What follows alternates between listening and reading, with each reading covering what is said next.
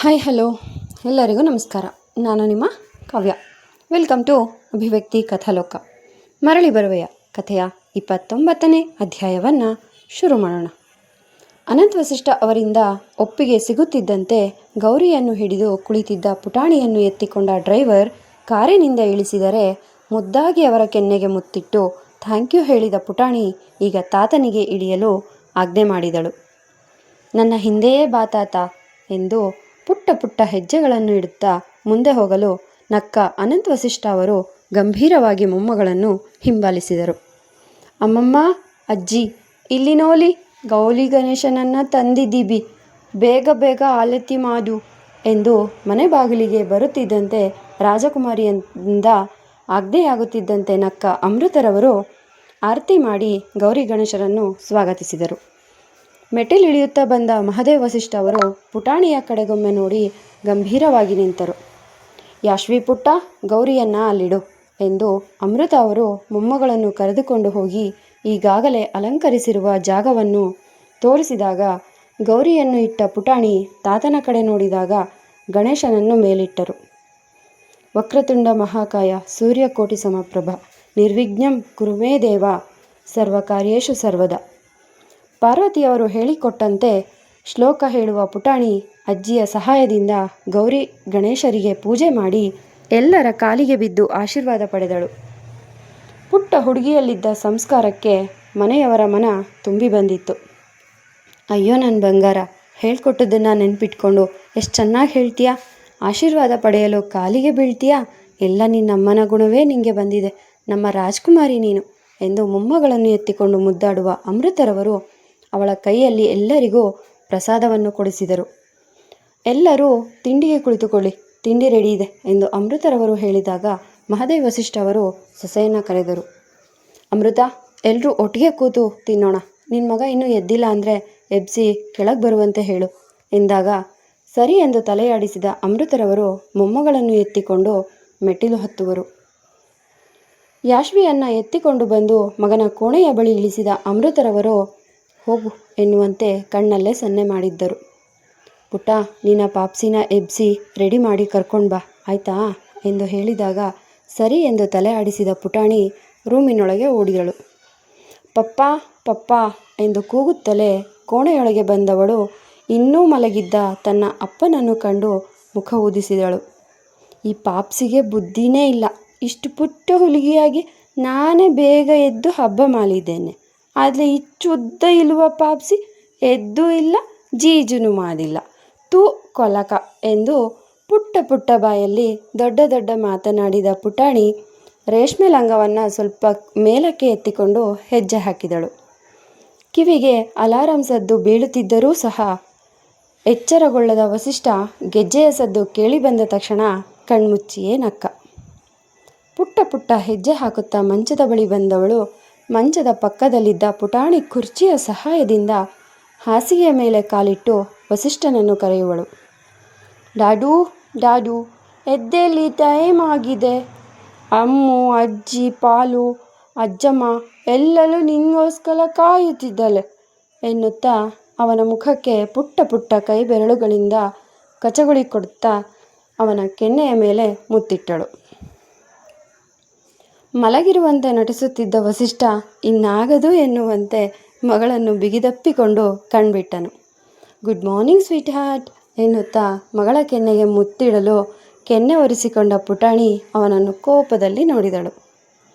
ಏನು ಪಾಪ್ಸಿ ನೀನು, ಚೂಲು ಬುದ್ಧಿ ಇಲ್ಲ, ಕೊಲ್ಕ ಹುಡುಗ ನೀನು, ನಾನು ಪೂಜೆ ಮಾಡಿ ಬಂದಿದ್ದೀನಿ, ನೀನಿನ್ನು ಜೀಜಿ ಕೂಡ ಮಾಡಿಲ್ಲ, ಆಗಲೇ ನನಗೆ ಕಿಶ್ ಮಾಡ್ತೀಯಲ್ಲ, ತಪ್ಪು ಗೊತ್ತಾ, ಈಗ ಗುಡ್ ಬಾಯ್ ಥರ ಎದ್ದು ಹೋಗಿ ಜೀಜಿ ಮಾಡಿ ಬಾ, ನಾವಿರೋ ತಿಂಡಿ ತಿನ್ನೋಣ, ಅಮ್ಮು ಅಚ್ಚಿ ವೆಲೈಟಿ ತಿಂಡಿಗಳು ಮಾಡಿದ್ದಾರೆ ಗೊತ್ತಾ ಎಂದು ಕಣ್ಣರಳಿಸಿ ಹೇಳುತ್ತಿದ್ದರೆ ಅವಳ ಕ್ಯೂಟ್ನೆಸ್ಗೆ ಕಳೆದು ಹೋದ ವಸಿಷ್ಠ ಏನೋ ಮರೆತಂತೆ ಮುಖ ಮಾಡಿದವ ಮಗಳನ್ನು ಎತ್ತಿಕೊಂಡು ಬಂದು ಗೋಡೆಯ ರೀತಿ ಇದ್ದ ಬಾಗಿಲನ್ನು ತೆರೆದಾಗ ಅದರಲ್ಲಿದ್ದ ಫೋಟೋಗೆ ಕೈ ಮುಗಿದ ಪುಟಾಣಿ ಆ ಫೋಟೋದಲ್ಲಿದ್ದವರಿಗೆ ಮುತ್ತಿಟ್ಟಳು. ಕೃತಿ ಕೃತಿ ಎಂದು ಕೂಗುತ್ತಲೇ ಮನೆಯೊಳಗೆ ಬಂದ ಪ್ರಿಯಾ ಮೆಟ್ಟಿಲು ಹತ್ತುತ್ತಾ ಗೆಳತಿಯ ರೂಮಿಗೆ ಓಡುತ್ತಲೇ ಬಂದಿದ್ದಳು. ಗೋಲು, ಅಲ್ಲಿ ಫ್ರೂಟ್ ಬೌಲ್ ಇದೆ. ನಾನು ಬಟ್ಟೆನ ಪ್ಯಾಕ್ ಮಾಡೋಷ್ಟರಲ್ಲಿ ಅದನ್ನೆಲ್ಲ ನೀನು ಖಾಲಿ ಮಾಡಿರಬೇಕು ಎಂದು ಹೇಳುತ್ತಿದ್ದ ಕೃತಿ ಗೆಳತಿಯ ಜೋರಾದ ಕೂಗಿಗೆ ಕಿವಿ ಮುಚ್ಚಿಕೊಂಡು ಹಿಂದೆ ತಿರುಗಿ ನೋಡಿದಳು. ನಾನು ಕೇಳಿದ ವಿಷಯ ನಿಜನಾ? ನೀನು ನಾಳೆ ಭಾರತಕ್ಕೆ ಹೋಗ್ತಿದ್ಯಾ? ಯಾಕಿಂತ ನಿರ್ಧಾರ ಮಾಡಿದ್ಯಾ ಕೃತಿ? ಇಲ್ಲೇನು ಕಮ್ಮಿ ಆಗಿದೆ ನಿನಗೆ? ಭಾರತದ ಬೇರೆ ಯಾವುದೇ ಮೂಲೆಗೆ ನೀನು ಹೋಗಿದ್ರೂ ನಂಗೆ ಇಷ್ಟೊಂದು ಟೆನ್ಷನ್ ಆಗ್ತಿರಲಿಲ್ಲ. ಆದರೆ ನೀನು ಹೋಗ್ತಾ ಇರೋದು ಬೆಂಗಳೂರಿಗೆ. ನೀನಲ್ಲೋದ್ರೆ ಏನಾಗುತ್ತೆ ಅಂತ ಗೊತ್ತಾ ನಿನಗೆ ಎಂದು ಪ್ರಿಯಾ ಕೋಪದಲ್ಲಿ ಕಿರ್ಚಾಡಲು ಗೋಲುವಿನ ಕಿವಿಗೆ ಹೆಡ್ಫೋನ್ ಹಾಕಿದ ಕೃತಿ ಗೆಳತಿಯ ಕೈ ಹಿಡಿದು ಬಾಲ್ಕನಿಗೆ ಕರೆತಂದಳು. ನಾನು ಎಲ್ಲದನ್ನೂ ಡಿಸೈಡ್ ಮಾಡಿ ಆಗಿದೆ ಪ್ರಿಯಾ. ನಾನೀಗ ಭಾರತಕ್ಕೆ ಹೋಗೋದು ಅನಿವಾರ್ಯ. ನಿರಂಜನ್ ಲಾಸ್ಟ್ ವೀಕ್ ಕಾಲ್ ಮಾಡಿದ್ರು. ಅವರಿಬ್ಬರ ಸುಳಿವು ಸಿಕ್ಕಿದೆ ಅಂತ ಹೇಳ್ತಾ ಇದ್ದಾರೆ. ನಾನು ಎಷ್ಟು ವರ್ಷ ಅಂತ ಇಲ್ಲಿರಲಿ? 2 ವರ್ಷ ಆಯಿತು ಅವರಿಬ್ಬರನ್ನ ಕಳ್ಕೊಂಡು. ಅವರಿಬ್ಬರ ಸುಳಿವೇ ಸಿಕ್ಕಿಲ್ಲ. ನೋಡೋಣ, ಈ ಬಾರಿ ಆದರೂ ಅವರಿಬ್ಬರ ಸುಳಿವು ಸಿಗಲಿ ಅಂತ ಹೋಗ್ತಿದ್ದೀನಿ ಎಂದಳು ಗಂಭೀರವಾಗಿ. ಈ 2 ವರ್ಷದಲ್ಲಿ 4-5 ಬಾರಿ ಸುಳಿವು ಸಿಕ್ಕಿದೆ ಅಂತ ನಿರಂಜನ್ ಹೇಳಿದರು. ಆದರೆ ಹುಡುಕಿದಾಗ ಅವರಿಬ್ಬರ ಬಗ್ಗೆ ಏನೂ ಗೊತ್ತಾಗಲಿಲ್ಲ. ಕೃತಿ, ಅರ್ಥ ಮಾಡ್ಕೋ, ಅವರಿಬ್ಬರು ಮೇ ಬಿ ಎಂದು ಪ್ರಿಯ ಮುಂದೆ ಹೇಳುವ ಮೊದಲೇ ಅವಳ ಬಾಯಿಯ ಮೇಲೆ ಕೈ ಇಟ್ಟು ಮಾತನಾಡಬೇಡ ಎನ್ನುವಂತೆ ತಲೆಯಾಡಿಸಿದ ಕೃತಿ ರೂಮಿನೊಳಗಿದ್ದ ಗೋಲುವನ್ನು ಗಾಜಿನ ಮೂಲಕ ನೋಡುವಳು. 2 ವರ್ಷದಿಂದ ನಾನು ಸೈಲೆಂಟ್ ಆಗಿದ್ದೀನಿ ಪ್ರಿಯಾ. ಯಾರಿಗೋಸ್ಕರ ಗೊತ್ತಾ? ಗೋಲುವಿಗೋಸ್ಕರ. ನನಗೇನಾದರೂ ಆದರೆ ಅವನಿಗೆ ಯಾರೂ ಇಲ್ಲ ಅಂತ ಕೈಕಟ್ಟಿ ಕೂತಿದ್ದೀನಿ. ಆದರೆ ಇನ್ನೂ ಸುಮ್ಮನೆ ಕೂರುವವಳಲ್ಲ ಈ ಕೃತಿ. ಅವರಿಬ್ಬರಿಗೆ ಏನಾದರೂ ತೊಂದರೆ ಆಗಿದ್ದರೆ ತೊಂದರೆ ಮಾಡಿರೋರನ್ನ ಈ ಕೃತಿ ಬಿಡಲ್ಲ. ಜನ್ಮ ಜಾಲಾಡ್ಬಿಡ್ತೀನಿ. ನನ್ನ ಸಮಯ ಬಂದಿದೆ. ನಾನೀಗ ಹೋಗಲೇಬೇಕು. ನಂಗೆ ಗೊತ್ತು ನೀನು ಕೂಡ ನನ್ನ ಜೊತೆ ಬರೋಕ್ಕೆ ಹಠ ಮಾಡ್ತೀಯ ಅಂತ. ಆದರೆ ನೀನೀಗ ಪ್ರೆಗ್ನೆಂಟ್. ಈ ಸಮಯದಲ್ಲಿ ತುಂಬ ಕಾಳಜಿ ಬೇಕು. ಆರಾಮಾಗಿ ಅಮ್ಮ ಮತ್ತು ಗಂಡನೊಂದಿಗೆ ಚೆನ್ನಾಗಿರು. ನನ್ನ ಬಗ್ಗೆ ಚಿಂತೆ ಬೇಡ. ನಾನು ಎಲ್ಲೇ ಇದ್ದರೂ ಹೇಗೆ ಇದ್ದರೂ ಗೋಲುವಿಗೋಸ್ಕರ ಚೆನ್ನಾಗಿರ್ತೀನಿ ಎಂದಾಗ ಗೆಳತಿಯನ್ನು ಬಿಗಿದಪ್ಪಿ ಕಣ್ಣೀರು ಹಾಕುವ ಪ್ರಿಯಾ ಗೆಳತಿಗೆ ಲಗೇಜ್ ಪ್ಯಾಕ್ ಮಾಡಿಕೊಳ್ಳಲು ಸಹಾಯ ಮಾಡಿದಳು. ಸಮಯ ಕಳೆಯುತ್ತಿದ್ದಂತೆ ಪ್ರಿಯಾಳ ಗಂಡ ಕಾರ್ ತೆಗೆದುಕೊಂಡು ಇವರ ಮನೆಯ ಬಳಿಗೆ ಬಂದಿದ್ದರು. ಲಗೇಜ್ ಬ್ಯಾಗ್ಗಳನ್ನೆಲ್ಲ ಡಿಕ್ಕಿಗೆ ಹಾಕಿದ ಕೃತಿ ಮನೆಯನ್ನು ತೊರೆದು ಗೋಲುವಿನೊಂದಿಗೆ ಏರ್ಪೋರ್ಟ್ನತ್ತ ಪ್ರಯಾಣ ಬೆಳೆಸಿದಳು. ವಸಿಷ್ಠ, 2 ದಿನದ ಹಿಂದೆ ನಾನೊಂದು ಪ್ರಸ್ತಾಪವನ್ನು ನಿನ್ನ ಮುಂದಿಟ್ಟಿದ್ದೆ. ಅದ್ರ ಬಗ್ಗೆ ಏನು ಯೋಚಿಸಿದೀಯಾ ಎಂದು ತಿಂಡಿಯಾದ ಬಳಿಕ ಮಹದೇವ್ ವಸಿಷ್ಠ ಅವರು ತಮ್ಮ ಮಾತನ್ನು ಶುರು ಮಾಡಿದಾಗ ಮಗಳಿಗೆ ನೀರು ಕುಡಿಸುತ್ತಿದ್ದ ವಸಿಷ್ಠ ಗಂಭೀರವಾಗಿ ತಾತನ ಮುಖ ನೋಡುವನು. ಅವನ ನೋಟವೇ ಹೇಳುತ್ತಿತ್ತು ತನ್ನ ಮಗಳ ಜೊತೆ ಇದ್ದಾಗ ಬೇರೆಯವರು ಮಾತನಾಡಬಾರದು ಎನ್ನುವಂತೆ. ಪ್ರಿನ್ಸೆಸ್, ಅಜ್ಜಿ ಜೊತೆ ನನ್ನ ರೂಮ್ಗೆ ಹೋಗು. ಅಲ್ಲಿ ನಿನಗೊಂದು ಸರ್ಪ್ರೈಸ್ ಇದೆ ಎಂದಾಗ ಖುಷಿಯಲ್ಲಿ ಕಣ್ಣರಳಿಸಿದ ಪುಟಾಣಿ ಅಮೃತ ಅವರೊಂದಿಗೆ ವಸಿಷ್ಠನ ರೂಮಿನ ಕಡೆ ಓಡಿತು. ನಾನೀಗಾಗಲೇ ನನ್ನ ನಿರ್ಧಾರವನ್ನು ನಿಮಗೆ ತಿಳಿಸಿದ್ದೀನಿ. ಹುಡುಗಿಯನ್ನು ಹುಡುಕುವ ನಿಮ್ಮ ಕೆಲಸವನ್ನು ಕೈ ಬಿಟ್ಟರೆ ನಿಮಗೆ ಒಳ್ಳೆಯದು. ನನ್ನ ಗಮನ ಏನಿದ್ರು ಯಾಶ್ವಿಯ ಕಡೆ ಮಾತ್ರ. ನನ್ನ ಜೀವನಕ್ಕೆ ಅವಳನ್ನು ಬಿಟ್ಟರೆ ಬೇರೆ ಯಾರೂ ಬರುವಂತಿಲ್ಲ. ಬರೋಕ್ಕೆ ನಾನು ಬಿಡಲ್ಲ ಕೂಡ ಎಂದು ಗಂಭೀರವಾಗಿ ಹೇಳಿ ಅಲ್ಲಿಂದ ಹೋಗಲು ನೋಡಿದರೆ ಮಹದೇವ್ ವಸಿಷ್ಠ ಅವರು ಮಗನ ಕಡೆ ಕೋಪದಲ್ಲಿ ನೋಡಿದರು. ಅಭಿ, ನಿಂತ್ಕೋ. ಅಜ್ಜನಿಗೆ ನಿರ್ಲಕ್ಷ್ಯ ತೋರೋದು ಸರಿಯಲ್ಲ. ಅವ್ರು ಹೇಳ್ತಿರೋದು ನಿನ್ನ ಒಳ್ಳೆಯದಕ್ಕೆ. ಅದಿತಿ ನಿನ್ನ ಜೊತೆ ಇದ್ದದ್ದು ಕೇವಲ 1.5 ವರ್ಷ ಮಾತ್ರ. ನಿನಗಿನ್ನೂ ಚಿಕ್ಕ ವಯಸ್ಸು. ಮುಂದೆ ನಮ್ಮ ವಂಶವನ್ನು ಬೆಳೆಸಬೇಕು ಅಂದರೆ ನೀನೀಗ ಮತ್ತೊಂದು ಮದುವೆ ಆಗೋದು ತುಂಬ ಅತ್ಯವಶ್ಯಕ. ನಮ್ಮ ಮಾತು ಕೇಳು. ಅಜ್ಜ ನೋಡಿರುವ ಹುಡುಗಿಯರಲ್ಲಿ ಯಾರನ್ನಾದರೂ ಸೆಲೆಕ್ಟ್ ಮಾಡು. 3 ವರ್ಷಗಳೇ ಕಳೆದು ಹೋಗಿದೆ. ಇನ್ನೂ ತಡ ಮಾಡೋದು ಬೇಡ. ಈ ವರ್ಷವೇ ನಿನ್ನ ಮದುವೆ ನಡಿಬೇಕು. ತಂದೆಯ ಮಾತಿಗೆ ಸ್ವಲ್ಪವಾದರೂ ಗೌರವವಿದ್ದರೆ ಆದಷ್ಟು ಬೇಗ ನಿನ್ನ ನಿರ್ಧಾರ ತಿಳಿಸು ಎಂದು ಅನಂತರವರು ಮಗನ ಮುಂದೆ ನಿಂತು ಹೇಳಿದಾಗ ಕೋಪದಲ್ಲಿ ಕಾಲಪ್ಪಳಿಸಿದ ವಸಿಷ್ಠ ಬಂಗಲೆಯಿಂದ ಹೊರ ನಡೆದಿದ್ದ. ನೀವು ನಡೆದುಕೊಳ್ಳುತ್ತಿರುವ ರೀತಿ ಯಾಕೋ ಸರಿಯಿಲ್ಲ. ಅವನಿಗೆ ಯಾಶ್ವಿನೇ ಪ್ರಪಂಚವಾಗಿದ್ದಾಳೆ. ಅವನ ಜೀವನಕ್ಕೆ ಮತ್ತಾರೂ ಬರುವಂತಿಲ್ಲ ಎಂದು ನಿರ್ಧಾರ ಮಾಡಿದ್ದಾನೆ. ಇಂಥದ್ರಲ್ಲಿ ಬೇರೊಂದು ಹುಡುಗಿಯ ಜೀವನ ಹಾಳು ಮಾಡೋದು ಸರಿ ಕಾಣಲ್ಲ ಎಂದು ಪಾರ್ವತಿಯವರು ಗಂಡನಿಗೆ ಹೇಳಲು ಮಡದಿಯನ್ನು ಕೋಪದಲ್ಲಿ ನೋಡಿದರು. ವಯಸ್ಸಾದಂತೆ ಗಂಡನ ಮೇಲಿದ್ದ ಭಯ ಭಕ್ತಿ ಕಡಿಮೆ ಆಗ್ತಿದೆ ಅನಿಸುತ್ತೆ. 60 ವರ್ಷಗಳಲ್ಲಿ ಯಾವತ್ತೂ ನನ್ನ ಮಾತಿಗೆ ಎದುರಾಡಿರಲಿಲ್ಲ ನೀನು. ಈಗೇನು ಹೊಸ ಬದಲಾವಣೆ? ವಸಿಷ್ಠ ಮನೆತನದಲ್ಲಿ ಮೊದಲು ಹೇಗೆ ನಡೀತಿತ್ತೋ ಅದೇ ರೀತಿ ಗಂಡಸರ ಮಾತೇ ನಡೆಯಬೇಕು. ನಿಮ್ಮಂಥ ಹೆಂಗಸರು ಅಡುಗೆ ಮನೆಗೆ ಮಾತ್ರ ಸೀಮಿತ. ಅವುಗಳ ಕಡೆ ಮಾತ್ರ ಗಮನ ಕೊಡಿ. ಅದು ಬಿಟ್ಟು ಮನೆ ಯಜಮಾನನ ನಿರ್ಧಾರಗಳಿಗೆ ತಲೆ ಹಾಕೋದಲ್ಲ. ಮದುವೆಯಾಗಿ ನೆಟ್ಟಗೆ ಸಂಸಾರ ಮಾಡದ ಅವಳ ನೆನಪಲ್ಲೇ ನನ್ನ ಮೊಮ್ಮಗ ಕೊರಗಬೇಕಾ? ಒಂದೊಳ್ಳೆ ಹುಡುಗಿನ ನೋಡಿದ್ದೇನೆ. ಅವಳ ಕೊರಳಿಗೆ ತಾಳಿ ಕಟ್ಟಲು ನಿನ್ನ ಮೊಮ್ಮಗನಿಗೆ ಸಿದ್ಧವಾಗಲು ಹೇಳು ಎಂದ ಮಹದೇವ ವಸಿಷ್ಠ ಅವರು ಮೆಟ್ಟಿಲು ಹತ್ತಿ ತಮ್ಮ ರೂಮಿಗೆ ಹೋದರೆ, ದೇವರ ಕೋಣೆಯ ಕಡೆ ತಿರುಗಿ ನಿಟ್ಟುಸಿರು ಬಿಟ್ಟ ಪಾರ್ವತಿಯವರು ಇದೆಲ್ಲಿಗೆ ಹೋಗಿ ಮುಟ್ಟುತ್ತೋ ಎನ್ನುವ ಭಯ ಕಾಡಿತು. 60 ವರ್ಷದಿಂದ ಇವರ ಜೊತೆ ಮೌನವಾಗಿಯೇ ಇದ್ಕೊಂಡು ಸಂಸಾರ ಮಾಡಿದ್ದೀನಿ. ನಾನು ಹಾಗೂ ನನ್ನ ಸೊಸೆ ಇವರ ದಬ್ಬಾಳಿಕೆಯಿಂದ ಬಹಳವೇ ಅನುಭವಿಸಿಬಿಟ್ಟಿದ್ದೀವಿ. ಹಾಗಂತ ಮುಂದಿನ ಪೀಳಿಗೆಯೂ ಸಹ ಇದೇ ನೋವನ್ನು ಅನುಭವಿಸ್ಬೇಕಾ ದೇವ್ರೆ? ಇದೆಂಥ ಆಟ ನಿಂದು? ಇವರ ದಬ್ಬಾಳಿಕೆ ಯಾವಾಗ ನಿಲ್ಲೋದು? ಈ ಮನೆಗೆ ಸಿಂಹಿಣಿಯಂತಹ ಸೊಸೆ ಬೇಕು ಅಂತ ಅದೆಷ್ಟು ಬಾರಿ ನಿನ್ನಲ್ಲಿ ಪ್ರಾರ್ಥನೆ ಮಾಡಿದ್ದೆ. ಆದರೆ ನನ್ನ ಪ್ರಾರ್ಥನೆ ನಿನಗೆ ಮುಟ್ಟಿಯೇ ಇಲ್ಲ. ಇವರೆಲ್ಲರ ಕೊಬ್ಬನ್ನು ಅಡಗಿಸುವ ಹೆಣ್ಣನ್ನು ನೀನು ಹುಟ್ಟಿಸಿಯೇ ಇಲ್ಲ ಅನಿಸುತ್ತೆ. ಪಾಪ ಅದಿತಿ ಇವರ ಸ್ವಾರ್ಥದ ಆಟಗಳಿಗೆ ಸೋತು ಹೋದಳು. ಈಗ ಮತ್ತೊಂದು ಹೆಣ್ಣಿನ ಜೀವನವನ್ನು ಹಾಳು ಮಾಡಬೇಕೆಂದಿದ್ದಾರೆ. ಇವರ ದಬ್ಬಾಳಿಕೆ ಎಲ್ಲಿ ಹೋಗಿ ಮುಟ್ಟುತ್ತೋ ಏನೋ. ನೀನಿರೋದು ನಿಜನೇ ಆಗಿದ್ದರೆ ಇವರೆಲ್ಲರ ತಪ್ಪಿಗೆ ಶಿಕ್ಷೆ ಕೊಡುವ ಹೆಣ್ಣನ್ನು ಆದಷ್ಟು ಬೇಗ ಇಲ್ಲಿಗೆ ಕಳುಹಿಸು. ಇಲ್ಲ ಅಂದರೆ ನಿನ್ನ ಮೇಲೆ ನಂಬಿಕೆನೇ ಹೊರಟೋಗುತ್ತೆ ಎಂದು ಪಾರ್ವತಿಯವರು ಅಳುತ್ತಾ ಅಲ್ಲಿಂದ ಎದ್ದು ಹೋದರೆ ಗಣೇಶನ ಬಲಭಾಗದಿಂದ ಹೂವು ಕೆಳಗೆ ಬಿದ್ದಿತ್ತು. ಪಾಪಿಗಳನ್ನು ಸರ್ವನಾಶ ಮಾಡಲು ದುರ್ಗೆ ಬರುತ್ತಿದ್ದಾಳೆ ಎಂದು ತೋರಿಸುವಂತೆ. ಹಬ್ಬದ ಪ್ರಯುಕ್ತ ವಿಶೇಷ ಮಧ್ಯಾಹ್ನದ ಅಡುಗೆಗೆ ತಯಾರಿ ಮಾಡುತ್ತಿದ್ದ ಅಮೃತ ಅವರು ಅಕ್ಕ ಎನ್ನುತ್ತಾ ಬಂದ ವಾರಗಿತ್ತಿ ಶ್ರೀದೇವಿಯನ್ನು ನೋಡಿ ಆಶ್ಚರ್ಯಗೊಂಡರು. ದೇವಿ, ನೀನಾ? ಅಬ್ಬಾ, ಎಷ್ಟು ದಿನವಾಗಿತ್ತು ನಿನ್ನನ್ನು ನೋಡಿ. ತವ್ರ ಮನೆಯಲ್ಲೇ ಉಳಿದ್ಬಿಡ್ತೀಯೇನೋ ಅಂತ ಅಂದ್ಕೊಂಡಿದ್ದೆ. ಈಗ ಹೇಗಿದ್ದಾರೆ ಅಪ್ಪಾಜಿ? ಚೆನ್ನಾಗಿದ್ದಾರಾ ಎಂದರು. ಅವರ ಆರೋಗ್ಯ ಅಷ್ಟೊಂದು ಚೆನ್ನಾಗಿಲ್ಲ ಅಕ್ಕ. ನನ್ನ ತವರು ಮನೆಯಲ್ಲಿ ಸಮಸ್ಯೆ ಆಗಿದ್ದಕ್ಕೆ ಅಲ್ವಾ ನಾನಲ್ಲಿ ಹೋಗಿ ಉಳಿದುಕೊಂಡಿದ್ದು. ನೀವು ನೋಡಿದರೆ ಅದನ್ನೇ ಆಡ್ಕೊಳ್ತಿದ್ದೀರಲ್ಲ. ಯಾವತ್ತಿಗೂ ಇದೇ ಅಲ್ವಾ ನಮ್ಮನೆ ಎಂದರು. ಅಯ್ಯೋ ಹೌದಾ, ಪಾಪ ಕಣೆ ನಿಮ್ಮಪ್ಪಾಜಿ. ನಾನೇನು ಆಡ್ಕೊಳ್ತಿಲ್ಲ ಕಣೆ. ಸರಿ, ಮಕ್ಕಳೆಲ್ಲಿ ಎಂದಾಗ ಹಿಂದೆ ಬರುತ್ತಿದ್ದಾರೆ ಎಂದವರು ಪುಟಾಣಿಗಾಗಿ ಹುಡುಕಾಡುವರು. ಅಭಿರಾಮ್ ಈಗಲೂ ಹೆಚ್ಚಾಗಿ ಹೊರಗಡೆ ಉಳಿಯುತ್ತಾನಾ ಅಥವಾ ಮಗಳಿಗೋಸ್ಕರವಾದರೂ ಮನೆಗೆ ಬರ್ತಾನಾ ಎಂದರು ಶ್ರೀದೇವಿ. ಬರ್ತಾನೆ ಕಣೆ, ಈಗಂತೂ ಯಾವಾಗಲೂ ಮನೆಯಲ್ಲೇ ಇರ್ತಾನೆ.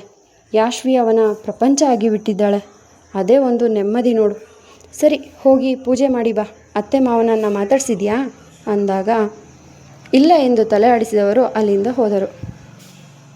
ಅಪ್ಪಾಜಿ ಎನ್ನುತ್ತಾ ತಮ್ಮ ಕೋಣೆಯ ಬಾಗಿಲ ಮುಂದೆ ನಿಂತಿದ್ದ ಮಗನನ್ನು ಕಂಡ ಮಹದೇವ್ ಅವರು ಒಳಗಡೆ ಬರಲು ಕಣ್ಣಲ್ಲೇ ಸೂಚಿಸಿದರು. ಹೇಗಿದ್ದೀರಾ ಅಪ್ಪಾಜಿ ಎನ್ನುತ್ತಾ ತಂದೆಯ ಕಾಲಿಗೆ ಬಿದ್ದವರು ಮಡದಿಗೆ ಕಣ್ಣಲ್ಲೇ ಹೇಳಿದಾಗ ಶ್ರೀದೇವಿಯವರು ಸಹ ಆಶೀರ್ವಾದ ಪಡೆಯಲು ಬಾಗಿದರು. ಚೆನ್ನಾಗಿದ್ದೇನೆ. ಶ್ರೀದೇವಿ ಹೇಗಿದ್ದಾರೆ? ಶ್ರೀದೇವಿ, ಹೇಗಿದ್ದಾರೆ ನಿನ್ನ ತಂದೆ? ಹಾಸ್ಪಿಟಲ್ ಇನ್ಚಾರ್ಜ್ ಯಾರಿಗೆ ಕೊಡಬೇಕು ಅಂತ ನಿರ್ಧರಿಸಿದ್ದಾರಂತೆ ಎಂದರು. ಅವರ ಆರೋಗ್ಯ ಅಷ್ಟೊಂದು ಚೆನ್ನಾಗಿಲ್ಲ ಮಾವ. ಹಾಸ್ಪಿಟಲ್ ಇನ್ಚಾರ್ಜ್ ಇನ್ಯಾರಿಗೆ ಕೊಡೋಕ್ಕೆ ಸಾಧ್ಯ? ಇರೋದು ನಾನೊಬ್ಬಳೇ ಮಗಳಲ್ವಾ. ನನಗೇನೆ ಕೊಡಬೇಕು ಅಂತ ನಿರ್ಧಾರ ಮಾಡಿ ಹಾಸ್ಪಿಟಲ್ನ ನನ್ನ ಹೆಸರಿಗೆ ಮಾಡಿದ್ದಾರೆ ಎಂದರು. ಒಳ್ಳೆಯದು. ನೀನಿನ್ನು ಮುಂದೆ ಇಲ್ಲಿಂದನೇ ಹಾಸ್ಪಿಟಲ್ಗೆ ಓಡಾಡು. ನಿನ್ನ ತವರು ಮನೆಗೆ ಹೋಗಿ ಕೂರುವ ಅವಶ್ಯಕತೆ ಇಲ್ಲ. ಅಲ್ಲಿ ಅವರನ್ನು ನೋಡ್ಕೊಳ್ಳೋಕ್ಕೆ ಎಲ್ಲ ವ್ಯವಸ್ಥೆ ಮಾಡಿ ಆಗಿದೆಯಲ್ಲ. ಹೇಳೋದು ಮರೆತೆ, ನಿಮ್ಮ ಹಾಸ್ಪಿಟಲಲ್ಲಿ ವಸಿಷ್ಠ ಗ್ರೂಪ್ ಆಫ್ ಕಂಪನಿಯದ್ದು 30% ಶೇರ್ ಇದೆ. ಅಭಿರಾಮ್ ಬೋರ್ಡ್ ಮೆಂಬರಿಂದ ಇನ್ನು 20% ಶೇರ್ ತೆಗೆದುಕೊಳ್ಬೇಕು ಅಂತ ನಿರ್ಧಾರ ಮಾಡಿ ಆಗಿದೆ. ಮೇ ಬಿ ಇನ್ನೆರಡು ದಿನದಲ್ಲಿ ಅವನು ನಿನ್ನ ಹಾಸ್ಪಿಟಲ್ಗೆ ಬರಬಹುದು. ಅವನು ನೀನು ಚರ್ಚೆ ಮಾಡಿ ಒಂದೊಳ್ಳೆ ನಿರ್ಧಾರಕ್ಕೆ ಬನ್ನಿ ಎಂದರು ಮಹದೇವ ವಸಿಷ್ಠ. ಸರಿ ಮಾವ, ನಾನು ಕೆಳಗೆ ಹೋಗ್ತೀನಿ. ಅಕ್ಕ ನನಗೋಸ್ಕರ ಕಾಯ್ತಿದ್ದಾರೆ ಎಂದವರು ಕೆಳಗಡೆ ಹೋದರೆ ಮಹದೇವ ವಸಿಷ್ಠ ಅವರು ಇನ್ನು ನಿಂತೇ ಇದ್ದ ಮಗನಿಗೆ ಕೂರಲು ಹೇಳಿ, ವಿಷ್ಣು, ಇನ್ಮುಂದೆ ನೀನು ನಿನ್ನ ಹೆಂಡತಿ ಮಕ್ಕಳೊಂದಿಗೆ ಇಲ್ಲೇ ಇರಿ. ಹೆಂಡತಿ ಗುಲಾಮನ ಹಾಗೆ ಅವಳು ತವ್ರ ಮನೆಯಲ್ಲಿ ಹೋಗಿ ಕೂರಬೇಡ. ಹತ್ತತ್ರ 1 ವರ್ಷಗಳ ಕಾಲ ನೀನು ಅಲ್ಲಿಯೇ ಇದ್ದೆ. ನಾನೇನು ನಿನ್ನ ಪ್ರಶ್ನೆ ಮಾಡಿರಲಿಲ್ಲ. ಆದರೆ ಇನ್ಮುಂದೆ ಆ ರೀತಿಯೆಲ್ಲ ನಡಿಬಾರ್ದು. ಶ್ರೀದೇವಿ ಸಹ ಹಾಸ್ಪಿಟಲ್ಗೆ ಇಲ್ಲಿಂದನೇ ಓಡಾಡಲಿ. ಸರಿ ಅಪ್ಪಾಜಿ, ನೀವು ಹೇಳಿದ ಹಾಗೆ ಆಗಲಿ. ನನಗೆ ಸ್ವಲ್ಪ ಕೆಲಸ ಇತ್ತು, ಹೊರಗಡೆ ಹೋಗಬೇಕಿತ್ತು, ಹೋಗಿ ಬರ್ತೀನಿ ಎಂದಾಗ ಸರಿ ಎಂದು ತಲೆ ಆಡಿಸಿದರು. ಶ್ರೀದೇವಿ ವಿಷ್ಣು ಅವರ ಮಕ್ಕಳಾದ ಅನನ್ಯ, ಅವಿನಾಶ್, ಯಾಶ್ವಿಯೊಂದಿಗೆ ಆಟವಾಡುತ್ತಾ ವಸಿಷ್ಠ ಬಂಗಲೆಯಲ್ಲಿ ಸಂಭ್ರಮ ಮುಗಿಲು ಮುಟ್ಟುವಂತೆ ಮಾಡಿದ್ದರು. ಅವಿನಾಶ್ ತಂದೆಯಂತೆ ಲಾಯರ್ ಆಗುವ ಹಂತದಲ್ಲಿದ್ದರೆ ಅನನ್ಯ 2ನೇ ವರ್ಷದ ಮೆಡಿಕಲ್ ಓದುತ್ತಿದ್ದಳು. ಅಮೆರಿಕದಿಂದ ಬಂದಿಳಿದ ವಿಮಾನವು ಬೆಂಗಳೂರಿನಲ್ಲಿ ಲ್ಯಾಂಡ್ ಆಗುತ್ತಿದ್ದಂತೆ ಹೊರಗಡೆ ಇವರಿಗಾಗಿ ಕಾಯುತ್ತಿದ್ದ ನಿರಂಜನ್ ತಮ್ಮನೊಟ್ಟಿಗೆ ಬರುತ್ತಿದ್ದ ಕೃತಿಯನ್ನು ಕಂಡು ಮುಗುಳು ನಗೆ ನಕ್ಕನು. ವೆಲ್ಕಮ್ ಬ್ಯಾಕ್ ಕೃತಿ ಎಂದು ಹೂಗುಚ್ಛ ಕೊಟ್ಟವನನ್ನು ಕಂಡು ತುಟಿ ಅರಳಿಸಿದ ಕೃತಿ ಬೊಕ್ಕೆಯನ್ನು ಪಡೆದುಕೊಂಡಳು. ಥ್ಯಾಂಕ್ ಯು ನಿರಂಜನ್, ನೀವು ಏರ್ಪೋರ್ಟ್ಗೆ ಬರೋ ಅವಶ್ಯಕತೆ ಇರಲಿಲ್ಲ. ನಾನೇ ಕ್ಯಾಬ್ ಬುಕ್ ಮಾಡಿಕೊಂಡು ಮನೆಗೆ ಹೋಗ್ತಿದ್ದೆ. ನೀವು ಅಡ್ರೆಸ್ ಕಳಿಸಿದರೆ ಸಾಕಿತ್ತು ಎಂದಳು. ಇಟ್ಸ್ ಓಕೆ ಕೃತಿ, ಇದು ನನ್ನ ಕರ್ತವ್ಯ ಇದ್ದಂತೆ. ನಿನಗೋಸ್ಕರ ಮನೆಯೆಲ್ಲ ತಯಾರಾಗಿದೆ. ನಿನ್ನ ತಮ್ಮನಿಗೂ ಹತ್ತಿರವೇ ಸ್ಕೂಲ್ ಇರೋದು. ನಿಂಗದು ತುಂಬ ಇಷ್ಟ ಆಗುತ್ತೆ, ಬಾ ಹೋಗೋಣ ಎಂದಾಗ ತಮ್ಮನ ಕೈ ಹಿಡಿದ ಕೃತಿ ನಿರಂಜನ್ನನ್ನು ಹಿಂಬಾಲಿಸಿದಳು. 2.5 ಗಂಟೆಗಳ ಪ್ರಯಾಣದ ನಂತರ ಒಂದು ಸುಂದರವಾದ ಮನೆಯ ಮುಂದೆ ನಿರಂಜನ್ ಕಾರ್ ನಿಲ್ಲಿಸಿದ. ನಿರಂಜನ್, ಏರ್ಪೋರ್ಟಿಂದ ತುಂಬ ದೂರ ಆಯಿತು ಅಲ್ವಾ ಈ ಏರಿಯಾಗೆ ಎಂದು ಕೇಳುತ್ತಾ ಕಾರಿನಿಂದ ಇಳಿದಳು. ಏರ್ಪೋರ್ಟಿಂದ ದೂರ ಇದೆ, ಆದರೆ ನೀನು ಅಪ್ಲಿಕೇಶನ್ ಹಾಕಿರುವ ಹಾಸ್ಪಿಟಲ್ಗೆ ಮತ್ತು ನನ್ನ ಮನೆಗೆ ಈ ಏರಿಯಾ ಹತ್ತಿರ ಇದೆ. ಎಲ್ಲ ರೀತಿಯಲ್ಲೂ ನಿನಗೆ ಹೆಲ್ಪ್ಫುಲ್ ಆಗಲಿ ಅಂತ ಈ ಏರಿಯಾದಲ್ಲಿ ಮನೆ ಮಾಡಿರೋದು. ನಡಿ ಒಳಗಡೆ ಎಂದಾಗ ಲಗೇಜ್ ಬ್ಯಾಗ್ ಎತ್ತಿಕೊಳ್ಳಲು ಹೋದವಳಿಗೆ ಬೇಡವೆಂದು ತಲೆಯಾಡಿಸಿದ ನಿರಂಜನ್ ತಾನೇ ಎತ್ತಿಕೊಂಡರೆ ತಮ್ಮನ ಕೈ ಹಿಡಿದ ಕೃತಿ ಹೊಸ ಮನೆಗೆ ಪ್ರವೇಶ ಮಾಡಿದಳು. ನಿರಂಜನ್ ಪರ್ಫೆಕ್ಟಾಗಿ 2 ದಿನಕ್ಕಿಂತ ಮೊದಲೇ ಮನೆ ಅರೇಂಜ್ ಮಾಡಿದ್ದರಿಂದ ಯಾವ ಬದಲಾವಣೆಯೂ ಬೇಕಿರಲಿಲ್ಲ. ನೋಡಿದ ಕೂಡಲೇ ಕೃತಿಗೆ ಮನೆ ಇಷ್ಟವಾಗಿ ಹೋಯಿತು. ಜೊತೆಗೆ ಶಾಂತ ರೀತಿಯಾಗಿದ್ದ ಏರಿಯಾ ಸಹ ಕೃತಿ ಮನಸ್ಸಿಗೆ ಪಾಸಿಟಿವ್ ವೈಬ್ ತಂದುಕೊಟ್ಟಿತ್ತು. ಕೃತಿ, ನಾನು ನಾಳೆ ಬರ್ತೀನಿ, ನೀನಿವತ್ತು ರೆಸ್ಟ್ ಮಾಡು, ಓಕೆನಾ ಎಂದಾಗ ಸರಿ ಎಂದು ತಲೆ ಆಡಿಸಿದ ಕೃತಿ ಅವನು ಹೋದ ಮೇಲೆ ಫ್ರೆಶಪ್ ಆದವಳು ತಮ್ಮನಿಗೂ ಸಹ ಸ್ನಾನ ಮಾಡಿಸಿ ಅವನಿಗೆ ಊಟ ಮಾಡಿಸಿ ಮಲಗಿಸಿದಳು. ಮತ್ತೆ ಈ ಊರಿಗೆ ಬರ್ತೀನಿ ಅಂತ ಕನಸಲ್ಲೂ ಸಹ ಯೋಚಿಸಿರಲಿಲ್ಲ. ಆದರೆ ವಿಧಿ ನನ್ನನ್ನು ಮತ್ತೆ ಇಲ್ಲಿಗೆ ಕರೆತಂದಿದೆ. ದೇವ್ರೇ, ನಾನು ನಿನ್ನಲ್ಲಿ ಬೇಡ್ಕೊಳ್ಳೋದು ಒಂದೇ, ಅವರಿಬ್ಬರು ಸಿಗೋ ತನಕ ಅವನು ಮಾತ್ರ ನನ್ನ ಕಣ್ಣಿಗೆ ಬೀಳಬಾರ್ದು. ಅಲ್ಲಲ್ಲ, ಅವನ ಕಣ್ಣಿಗೆ ನಾನು ಬೀಳಬಾರ್ದು ಎಂದು ಕೃತಿ ಬೇಡಿಕೊಳ್ಳುತ್ತಿದ್ದರೆ ವಿಧಿ ಅವಳ ಬೇಡಿಕೆಗೆ ಮನದಲ್ಲಿಯೇ ನಕ್ಕಿತ್ತು. ಮನೆಯಲ್ಲಿ ಇಂದು ಹಬ್ಬ ಇದ್ದರೂ ಸಹ ಆಫೀಸಿಗೆ ಬಂದಿದ್ದ ಅಭಿರಾಮ್ಗೆ ಯಾಶ್ವಿಯ ಮುದ್ದು ಮುಖ ನೆನಪಾಯಿತು. ಹಬ್ಬದ ದಿನವಾದರೂ ಯಾಶ್ವಿ ಜೊತೆ ಚೆನ್ನಾಗಿ ಟೈಮ್ ಸ್ಪೆಂಡ್ ಮಾಡೋಣ ಅಂತ ಏನೇನೋ ಪ್ಲ್ಯಾನ್ ಮಾಡ್ಕೊಂಡಿದ್ದೆ. ಎಲ್ಲವನ್ನೂ ಇದಾದು ಮತ್ತು ಡ್ಯಾಡ್ ಹಾಳು ಮಾಡಿಬಿಟ್ರು. ಅಲ್ಲ, ಇವರಿಬ್ರಿಗೆ ತಲೆ ಕೆಟ್ಟಿದೆಯಾ ಹೇಗೆ? ಈಗಾಗಲೇ ಮದುವೆಯಾಗಿ ಅನುಭವಿಸಿದ್ದೇ ಸಾಕು, ಅಂಥದ್ರಲ್ಲಿ ನನಗೆ ಮತ್ತೊಂದು ಮದುವೆ ಮಾಡಬೇಕು ಅಂತ ಹೊರಟಿದ್ದಾರಲ್ಲ, ಛೆ ಎಂದು ತನ್ನ ಅಸಹಾಯಕತೆಯನ್ನು ಕೋಪದ ಮೂಲಕ ಹೊರಹಾಕುತ್ತಿದ್ದ ಅಭಿರಾಮ್ಗೆ ಮತ್ತೊಂದು ಮದುವೆ ಇದೊಂದು ಮಾತು ಬೆಚ್ಚಿ ಬೀಳುವಂತೆ ಮಾಡುತ್ತಿತ್ತು. ಹಳೆಯದೆಲ್ಲ ನೆನಪಾಗಿ ಅವನ ಕಣ್ಮುಂದೆ ಎಲ್ಲವೂ ಸಿನಿಮಾ ರೀತಿಯಲ್ಲಿ ಹಾದು ಹೋಗಲು ತಲೆ ಹಿಡಿದುಕೊಂಡು ಕೂತ ಅಭಿರಾಮ್ಗೆ ಯಾಶ್ವಿಯ ಮುಖ ನೆನಪಾಯಿತು. ಓ ಶಿಟ್, ನಾನಿಲ್ಲಿ ಸಿಟ್ನಲ್ಲಿ ಬಂದು ಕೂತ್ರೆ ಯಾಶ್ವಿಗೆ ಬೇಜಾರಾಗುತ್ತೆ. ಪಾಪ, ಮುದ್ದು ಕಂದ ಅದು. ಅವಳಿಗೆ ಹೆಚ್ಚಾಗಿ ಟೈಮೇ ಕೊಡ್ತಿಲ್ಲ ನಾನು. ಈ ರೀತಿ ಮಾಡಬಾರ್ದು. ಈ ರೀತಿ ಮಾಡಿದರೆ ಅವರಿಗೆ ಕೊಟ್ಟ ಮಾತಿಗೆ ಬೆಲೆ ಇಲ್ದಂಗಾಗುತ್ತೆ. ಯಾಶ್ವಿ ನನ್ನ ಮಗಳು, ನನ್ನ ಕಂದ ಅವಳನ್ನು ಚೆನ್ನಾಗಿ ನೋಡ್ಕೊಳ್ಬೇಕು ಎಂದು ಹೇಳಿಕೊಂಡ ಅಭಿರಾಮ್ ತಡ ಮಾಡದೆ ಕಾರ್ ಸ್ಟಾರ್ಟ್ ಮಾಡಿ ವಸಿಷ್ಠ ಬಂಗಲೆಯ ಕಡೆ ಕಾರ್ ತಿರುಗಿಸಿದ. ಹಾಯ್ ಬ್ರೋ ಎನ್ನುತ್ತಾ ತನ್ನನ್ನು ತಬ್ಬಿದ ತಮ್ಮನನ್ನು ಕಂಡು ವಸಿಷ್ಠನ ಮುಖದಲ್ಲಿ ಇಷ್ಟೊತ್ತಿನ ತನಕ ಇದ್ದ ಅಸಮಾಧಾನ ಮರೆಯಾಯಿತು. ಯಾವಾಗ ಬಂದೆ? ಚಿಕ್ಕಮ್ಮ ಸಹ ಬಂದಿದ್ದಾರಾ ಎಂದ. ನಾವೆಲ್ಲ ಒಟ್ಟಿಗೆ ಬಂದಿದ್ದೀವಿ ಬ್ರೋ, ಆದರೆ ನೀನೇ ಮನೆಯಲ್ಲಿರಲಿಲ್ಲ. ಹಬ್ಬದ ದಿನವೂ ಆಫೀಸ್ಗೆ ಹೋಗಿದೆಯಲ್ಲ, ಯಾಕೆ ಎಂದರೆ ಸ್ವಲ್ಪ ಕೆಲಸ ಇತ್ತು, ಅದಕ್ಕೆ ಹೋಗಿದ್ದೆ ಎಂದವ ತಮ್ಮನೊಟ್ಟಿಗೆ ಮನೆಯೊಳಗೆ ಹೋದ. ಅನು ಅತ್ತೆ, ಪಾಪ್ಸಿ ನನಗೆ ದೊಡ್ಡ ದೊಂಬೆ ತಂದು ತೊತ್ತಿದೆ ದತ್ತಾ ಎಂದು ಪುಟ್ಟ ಯಾಶ್ವಿ ಮುದ್ದಾಗಿ ಹೇಳಲು ಪುಟ್ಟ ಹುಡುಗಿಯಂತೆ ಸಂಭ್ರಮಿಸುವ ಅನನ್ಯ ಸಹ ಯಾಶ್ವಿಯಂತೆ ಪುಟ್ಟ ಮಗುವಾಗಿದ್ದಳು. Yashvi, so beautiful and cute ಆಗಿದೆ ಕಣ ಈ ಗೊಂಬೆ, ನನಗೆ ಕೊಡೆ ಎಂದಳು. ಅಯ್ಯೋ ಅತ್ತೆ, ನೀನೇನು ಪುಟ್ಟ ಮಗುನ? ದೊಂಬೆ ಜೊತೆ ಆಟ ಆಡೋಕ್ಕೆ ನಾನು ಪುಟ್ಟ ಮಗು, ಅದಕ್ಕೆ ಪಾಪ್ಸಿ ನನಗೆ ಇದು ಗೊತ್ತಿರೋದು ಎಂದು ಕ್ಯೂಟಾಗಿ ಯಾಶ್ವಿ ಹೇಳುತ್ತಿದ್ದರೆ ಬಾಗಿಲ ಬಳಿ ನಿಂತು ಕೇಳಿಸಿಕೊಂಡ ಅಭಿರಾಮ್ ವಸಿಷ್ಠ ಯಾಶ್ವಿಯ ಕ್ಯೂಟ್ನೆಸ್ಗೆ ನಗುತ್ತಾ ಒಳಬಂದವ ಅವಳನ್ನು ಎತ್ತಿಕೊಂಡು ಮುದ್ದಾಡಿದ. ಪಾಪ್ಸಿ ಬಿದು, ಕಚಗುಲಿ ಆಗುತ್ತೆ ಬಿದು ಪಾಪ್ಸಿ ಎಂದು ಯಾಶ್ವಿ ಕಿಲಕಿಲನೆ ನಗುತ್ತಿದ್ದರೆ ಅವಳನ್ನು ಮೇಲಕ್ಕೆ ಎಸೆದು ಕ್ಯಾಚ್ ಹಿಡಿದ ವಸಿಷ್ಠ ಜೇಬಿನಲ್ಲಿದ್ದ ಚಾಕೊಲೇಟ್ ಎತ್ತಿಕೊಂಡು ಅವಳ ಕೈಗೆ ಕೊಟ್ಟು, ಸಾರಿ ಕಂದ, ಬೆಳಗ್ಗೆ ನಿನ್ನ ಜೊತೆ ಇರದೆ ಆಫೀಸಿಗೆ ಹೋಗ್ಬಿಟ್ಟೆ, ಅದರಿಂದ ಬೇಜಾರಾಯ್ತಾ ನಿಂಗೆ ಎಂದು ಮಗಳನ್ನು ತೊಡೆ ಮೇಲೆ ಕೂರಿಸಿಕೊಂಡು ಕೇಳಿದ. ಚೂರೇ ಚೂರು ಬೇಜಾರಾಯಿತು ಪಾಪ್ಸಿ, ಆಮೇಲೆ ನಿಂಗೆ ವಕೀಲುತ್ತೆ ಅಂತ ಅಮ್ಮು ಅಜ್ಜಿ ಹೇಳಿತು, ಅದಕ್ಕೆ ನಾನು ಬೇಜಾರು ಮಾಡಿಕೊಳ್ಳಿಲ್ಲ ಎಂದು ಚಾಕ್ಲೇಟ್ ರ್ಯಾಪರ್ ಬಿಚ್ಚಲು ಹರಸಾಹಸ ಪಡುತ್ತಾ ಹೇಳಿದರೆ, ಚಾಕ್ಲೇಟ್ ಕವರ್ ಬಿಚ್ಚಿಕೊಟ್ಟ ವಸಿಷ್ಠ ಚಿಕ್ಕದಾಗಿ ಮುರಿದು ಮಗಳ ಬಾಯಿಗಿಟ್ಟನು. ಇವತ್ತು ಮತ್ತೆ ಆಫೀಸಿಗೆ ಹೋಗಲ್ಲ ಕಂದ, ನಿನ್ನ ಜೊತೆ ಇರ್ತೀನಿ. ಊಟ ಮಾಡಿಕೊಂಡು ಇಬ್ಬರು ಶಾಪಿಂಗ್ ಹೋಗೋಣ ಆಯಿತಾ? ನಿಂಗೇನು ಬೇಕೋ ಎಲ್ಲವನ್ನು ಪಾಪ್ಸಿ ಕೊಡಿಸುತ್ತೆ, ಓಕೆನಾ ಎಂದು ಹೇಳಿದಾಗ ಮುದ್ದಾಗಿ ನಕ್ಕ ಯಾಶ್ವಿ ಅವನನ್ನು ತಬ್ಬಿಕೊಂಡು ಕೆನ್ನೆಗೆ ಮುತ್ತಿಟ್ಟಿದ್ದಳು. ಅಣ್ಣ, ಯಾಶ್ವಿನ್ ನೋಡ್ತಿದ್ರೆ ಅತ್ತಿಗೆನೇ ನೆನಪಾಗ್ತಾರೆ. ಅವರು ಸಹ ಹೀಗೇನೆ ಕ್ಯೂಟಾಗಿ ಅಲ್ವಾ ಇದ್ದದ್ದು. ಆದರೆ ಪಾಪ ಅತ್ತಿಗೆ ಇಷ್ಟು ಬೇಗ ನಮ್ಮನ್ನೆಲ್ಲ ಬಿಟ್ಟು ಹೋಗ್ತಾರೆ ಅಂತ ಅಂದ್ಕೊಂಡಿರಲಿಲ್ಲ. ಅವರಿಲ್ಲದೆ ನಿನಗೆ ಜೀವನ ಮಾಡೋಕ್ಕೆ ಕಷ್ಟ ಆಗ್ತಿರಬಹುದು ಅಲ್ವಾ ಅಣ್ಣ ಎಂದು ಅನನ್ಯ ಕೇಳಲು ಮೌನವಾದ ವಸಿಷ್ಠ ಯಾಶ್ವಿಯನ್ನು ಎತ್ತಿಕೊಂಡು ಹೊರಹೋದನು. ಮುಂದುವರಿಯುವುದು. ನಿಮ್ಮ ಅನಿಸಿಕೆ ಅಭಿಪ್ರಾಯಗಳನ್ನು ಕಮೆಂಟ್ ಮೂಲಕ ತಿಳಿಸಿ. ಧನ್ಯವಾದಗಳು.